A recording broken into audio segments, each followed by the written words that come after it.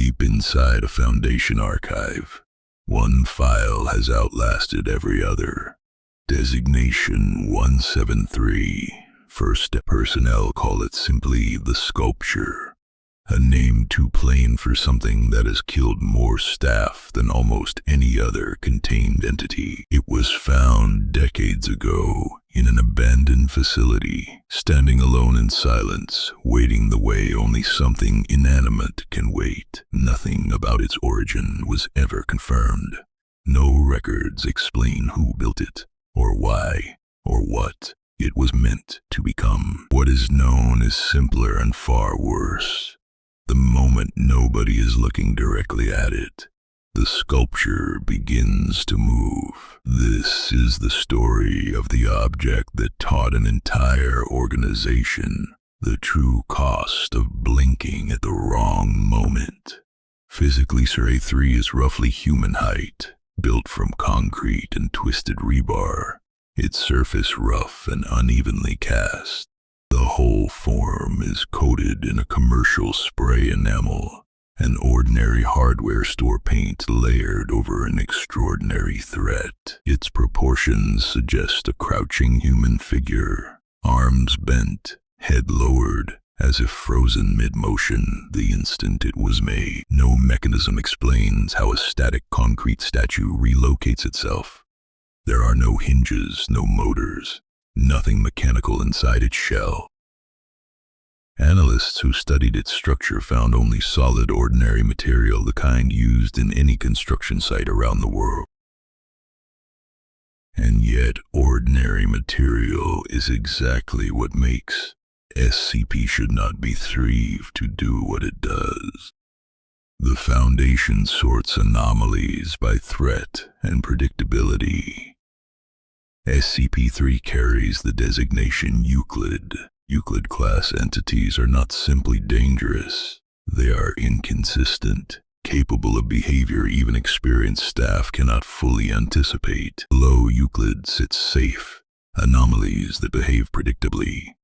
Above it sits Keter, entities nearly impossible to contain at all. SCP-173 sits in the uncomfortable middle, contained successfully for years, yet never fully understood by the people guarding it. Every containment breach report involving the sculpture begins the same way. Someone looked away for a fraction of a second. That single fraction is the entire danger. Distance does not matter, only whether a living eye is fixed directly upon it. When unobserved, SCP-3 moves with unnatural speed, closing distance almost instantly, leaving no time for personnel to react. Its attack is brutally efficient. A broken neck or strangulation, delivered before a blink can be reversed. Personnel have described hearing a faint scraping sound in empty corridors, the unmistakable noise of concrete dragging across tile. That sound only ever comes from directly behind an observer, never from the object they were watching a moment before. Standard cameras do not count as observation. Recorded footage cannot stop it, because the entity only reacts to a living gaze. This single rule rewired how the Foundation designs every containment chamber built to hold something like.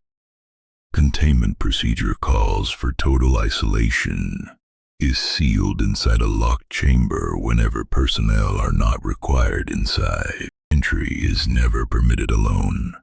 A minimum of 3 staff must enter together, and the doors relocked the instant they do. 2 of the 3 are assigned a single unbroken task: maintain constant, direct eye contact with the sculpture at all times. The 3rd handles whatever maintenance or inspection the visit requires, while the other 2 never let their attention drift. No one is permitted to leave until every person has exited the chamber and the heavy door has been sealed again. It sounds simple on paper. In practice, it is one of the most psychologically exhausting duties in the entire facility. The chamber's defining rule is almost absurdly specific. Staff must verbally warn each other before they are allowed to blink. A single unannounced blink breaks the unbroken chain of observation, and an unbroken chain is the only thing standing between them and it. Veteran personnel learn to stagger their blinking, timing it so at least one set of eyes is always locked on target. New recruits are drilled on this rule long before they ever see the chamber door. Because hesitation costs seconds nobody has. Some reports describe rotating teams every few minutes, since sustained unblinking focus is nearly impossible for a human being. The rule is not bureaucratic caution. It exists because every recorded lapse in the record ends the exact same way. Personnel logs note a reddish-brown substance found around the chamber floor, a mixture the Foundation lists plainly as blood and feces. Nobody has determined where the substance originates, since the sculpture itself shows no visible orifice, wound, or biological structure. Playing 3-person, constant eye contact protocol. Cleaning crews describe it as the most dreaded rotation in the facility, scrubbing concrete floors while never once looking away. Every bi-weekly cleaning is treated as a full containment procedure in miniature, planned, logged, and reviewed like any other operation. The mundane act of mopping a floor becomes, inside this chamber, one of the tensest routines the Foundation performs. SCP-173 was the very first anomaly ever catalogued, the object that gave the entire archive its name and its numbering system. Its documentation set the format every later entry would follow: object class, description, and containment procedures, all built around this one file. Newer, stranger anomalies have since been catalogued by the thousands, yet SCP-173 remains the one most people encounter first. Its power was never really about size or scale.